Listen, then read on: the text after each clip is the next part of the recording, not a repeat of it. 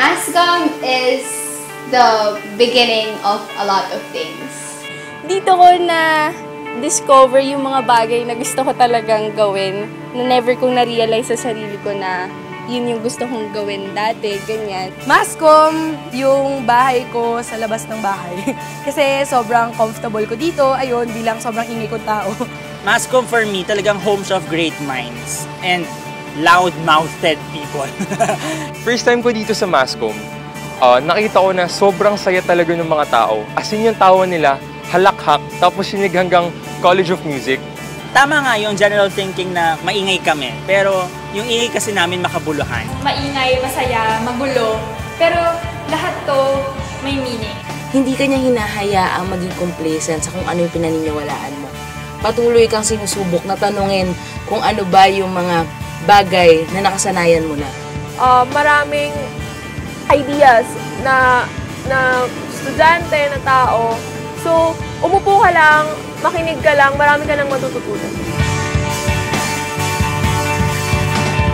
When I entered UP, parang in my head, it was like a big jungle. Tapos pagpasok ko, yung unang tao na naging friends ko was isa. Ito yung safe haven for my thoughts and my feelings kasi dito I can freely express kung ano yung nararamdaman ko. Dito I can freely express kung ano yung mga pinaglalaban ko na hindi natatakot na ma-judge ng ibang tao. ISA for me is an organization that allowed me to explore things that you don't usually explore in the classroom setting. ISA pushes you to your limits, tapos it gives you the kind of appreciation you need in order to stay motivated. Kung ano yung pinagalaban mo, kung ano yung advocacy mo, they support you. Pamilya siya, hindi lang siya puro gawa, hindi lang siya puro trabaho. Di ba nga, family means nobody gets left behind. At may kita talaga to sa isa.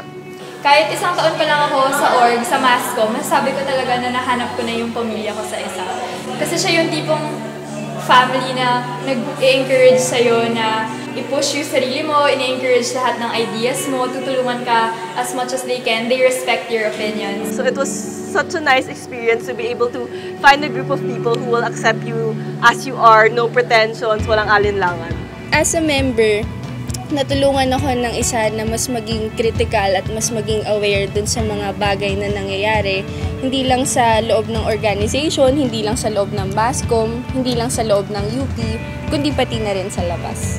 Tinuruan ako ng isa na intindihin kung ano ang tunay na kahulugan ng paglilingkod. Hindi lang ikaw it's more than gratification, it's more than validation. But it's always for a greater purpose, everything you do. Akala ko yun, chummy siya nung una, ganon, wala lang.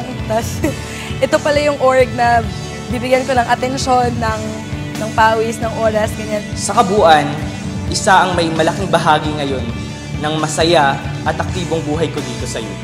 Siguro yung pinakamalaking natulong sa akin ng isa was that they helped me discover myself. Nang dahil sa isa, mas natuto akong pahalagahan yung parang emotional side ko, yung mga pinaglalaban ko, yung mga advocacy ko. I think isa for me, yun yung positive pressure sa akin sa college. Kasi kung wala yung isa, hindi ako may inspire or motivate. And most importantly, mapupush na gawin yung mga bagay na dati ayokong gawin kasi takot lang ako.